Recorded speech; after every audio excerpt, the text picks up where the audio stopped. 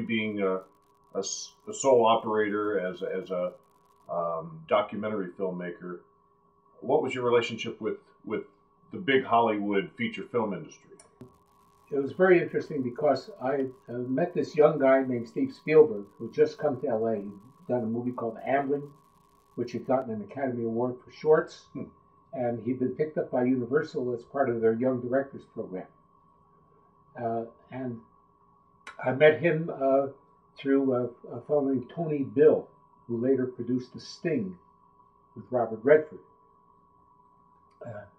And Spielberg, who at that time I think was 22 years old or so, we became quite friendly, and he would come over to my editing room sometimes 2 or 3 times a week to watch me edit, because he was very unhappy at Universal when he was there, because he said they've given me an office in the tower, the main building, but he said they won't even let me park my car in the executive parking lot. He had to park his car several blocks away in the visitors parking lot and walk in, and they were not giving him a film.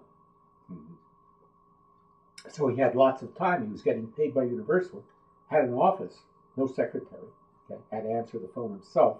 All this means something in Hollywood studio terms. You know, is there a picture? You got a view out your window? Are you on the upper floor? Do you have a secretary? Do you have, you know, so on. He said he's really getting me upset. He said because he would meet Mr. Wasserman, Mr. Big there. Big Lou. Big Lou, little guy, former music agent, right? MCA and all that. And he would see him in the elevator and he would say, "Good morning, Mr. Wasserman." And Wasserman would just kind of look at him and grunt. And I said, "Well, Steve, how are you dressed?" He says, "The same way I am now." I said, "You mean sweatshirt and khakis or Levi's?" He said, "Yeah." I said, "How's Mr. Wasserman dressed?" He says, "Usually a dark blue suit, a red tie." I said, "Maybe Mr. Wasserman is waiting for you to put on the uniform." He sort of used it. I said, "Look, you are asking these people to spend millions of dollars to let you have the responsibility for directing millions of dollars of the money that they control for their investors. They want to have a feeling of reliability, okay? Conformity, uniformity." Okay? I said, "I am not part of the industry. I am the guy who decided to make a movie about the Un-American Activities Committee. I'm the guy who decided to go to China when the government said you're not supposed to go there. Okay? I'm the guy who filmed in Cuba. I am not part of the industry. I know all the technical things. I can make the movies. I know how to do their movies. Okay? But I am in a different place. You are working for them. You've got an office in the Black Tower.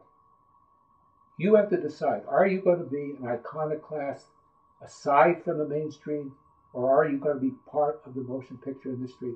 Are you going to be the kind of person that they're willing to give millions, these days hundreds of millions of dollars to make money for them by making movies that will sell?" He said, "So what should I do?" I said, "Wear a suit. Go to work wearing a suit, tie, and when you say 'Good morning, Mr. Wasserman,' maybe he'll say 'Good morning.'" He comes over the week later. He says, "I did what you said, and it's exactly as you said." I said, "Good morning, Mr. Wasserman." He said, "Good morning, Spielberg. I think it's time we gave you a movie." And so he got that movie, The Duel. Duel, yeah. Okay, with Dennis Weaver. Yes. Right? And then he got Sugarland Express, okay, with Goldie Hawn. Okay? So I call him up. I saw the Duel. I thought he did a good job. Duel was great. Yeah, the editing was good. Just to take a guy in a car and a truck and make a movie out of it. Oh, yeah. I thought he did well. So I called Universal. I called Steve's number. A secretary answered. Mr. Spielberg's office. I said, "Hi, this is Bob Cohen. Can I speak to Steve?" "He's not available." I said, "Will you please give him a message that I thought he did an excellent work on The Duel?" Okay? He never returned the call. I've never spoken to him since. Okay? He never bought you a tie. I never wanted a tie. Okay? I've still got ties from when I was 16 years old. I mean, I've got a drawer full of ties. Well, he became part of the system, didn't he? He integrated himself into the system. He became very successful at doing it. He's made hundreds of millions of dollars for himself and other people. More power to him. Okay? Now let's go to the other end of the spectrum. Samuel Z. Arkoff. When I finished Mondo Hollywood, I was trying to get distribution for it. Mm-hmm. Okay, so I had an appointment to show it to American International Productions. Arkoff and Nicholson were the two guys running.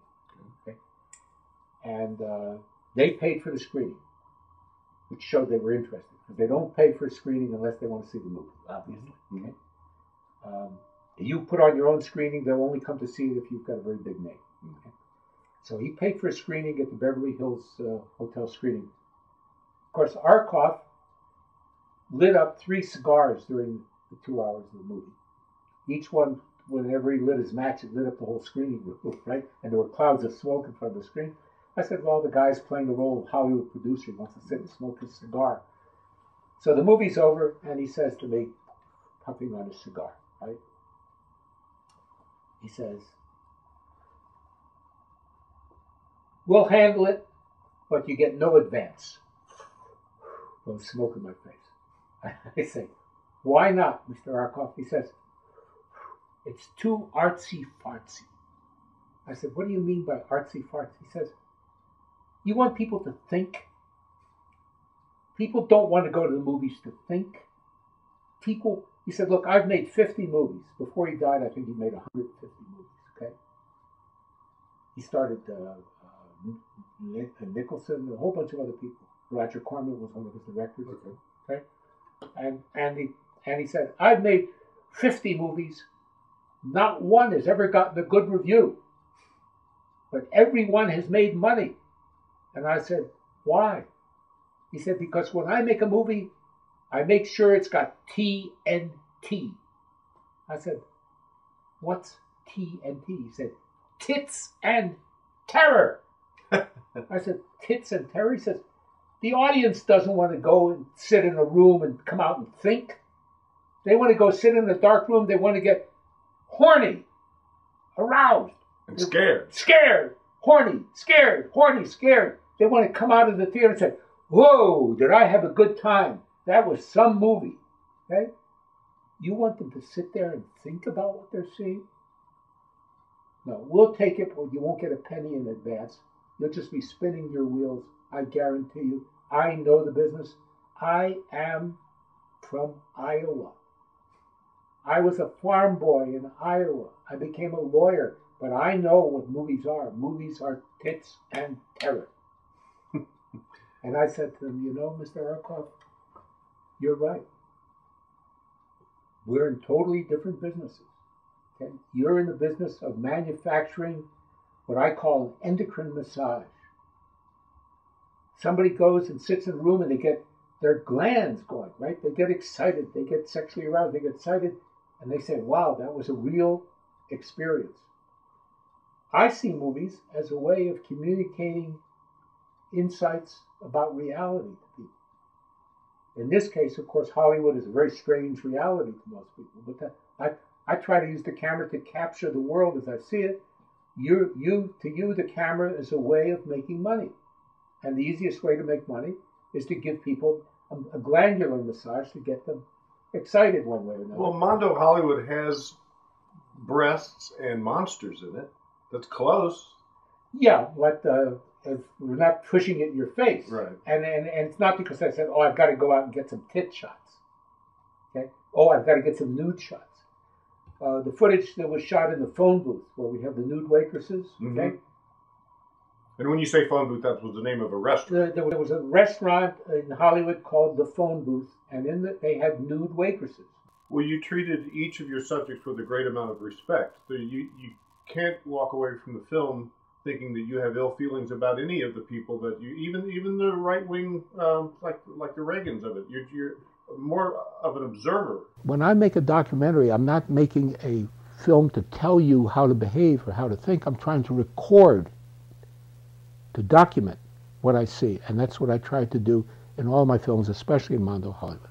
Hollywood, exciting and cool. Hollywood, you never grow old. Hollywood, the streets are paved with gold.